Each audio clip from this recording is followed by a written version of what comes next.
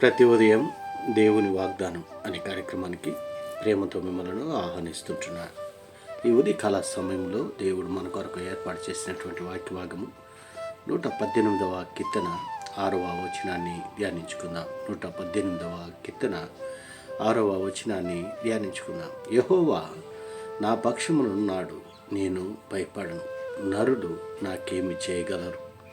క్రీస్తునందు ప్రేమైన దేవుని బిడ్డారా, ఈ ఉదయకాల సమయంలో పరిశుద్ధాత్మ దేవుడు మనకిస్తున్నటువంటి వాగ్దానము, యెహోవా నా పక్షమున ఉన్నాడు, నేను భయపడను, నరులు నాకేమీ చేయగలరు. ఈ యొక్క వాగ్దానాన్ని దేవుడు మనకును మన కుటుంబాలకును ఆశీర్వాదకరంగాను దీవెనకరంగాను మార్చిన గాక.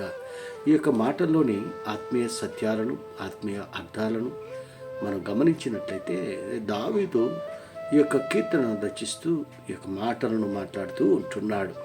అనగా దేవుడు మరి దావీదుకు తోడుగా ఉంటున్నాడు, ఎల్లప్పుడూ తోడుగా ఉంటున్నాడు.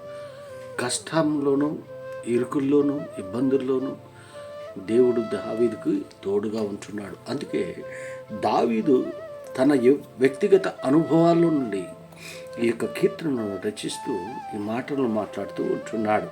మరి దేవునిపైన నమ్మకం ఉంచుకొని దేవునిపైన విశ్వాసంతో ఉన్నటువంటి సందర్భంలో మరి దేవుడు జరిగించేటువంటి కార్యాలు అనేకములుగా ఉంటున్నాయి.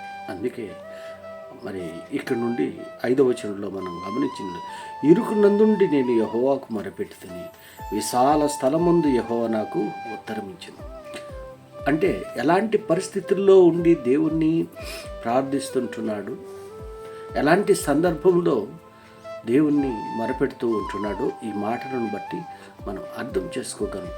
ఇరుకునందుండి నేను యెహోవాకు మొరపెట్టుకొని, ఇరుకులో ఉంటున్నాడు, మరి ఇబ్బందుల్లో ఉంటున్నాడు, మరి దిక్కు తోచనటువంటి స్థితిలో ఉంటున్నాడు. అలాంటి స్థితిలో మరి ఇరుకులో నుండి ఆయన మొరపెట్టినప్పుడు విశాల స్థలం ముందు యెహోవా నాకు ఉత్తరమిచ్చెను. దావీదు యొక్క అనుభవాలు, దావీదు యొక్క సాక్ష్యం ఈ మాటలను బట్టి మనం అర్థం చేసుకోగలం.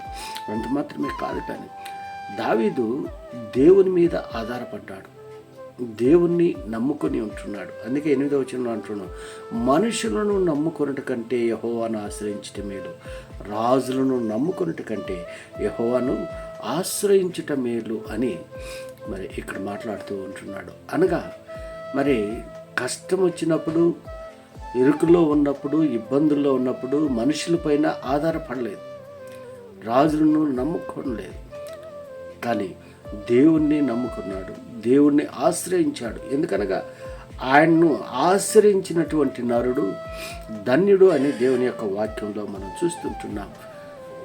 క్రీస్తునందు ప్రియమైన దేవుని బిడ్డలారా, ఈ ఉదయకాల సమయంలో మనము ఇలాంటి పరిస్థితులు గుండా వెళ్ళినప్పుడు, ఇలాంటి పరిస్థితులు గుండా మనము మరి నడుస్తూ ఉన్నప్పుడు మన యొక్క తీర్మానము ఏంటి? మరి దావీదు యొక్క తీర్మానము ఏంటనగా, దేవుడు నా పక్షమున ఉన్నాడు. అనగా దేవునికి దావీదుకు ఉన్నటువంటి సంబంధము మరి ఎంత బలమైందో ఈ మాటలను బట్టి మనం అర్థం చేసుకోగలం. మరి దేవుడు నీ పక్షమున ఉండాలంటే, నా పక్షమున ఉండాలంటే మనం ఏం చేయాలి? ఆయన్ను ఆరాధించేటువంటి వారిగా ఉండాలి, ఆయన నమ్ముకునేటువంటి వారుగా ఉండాలి.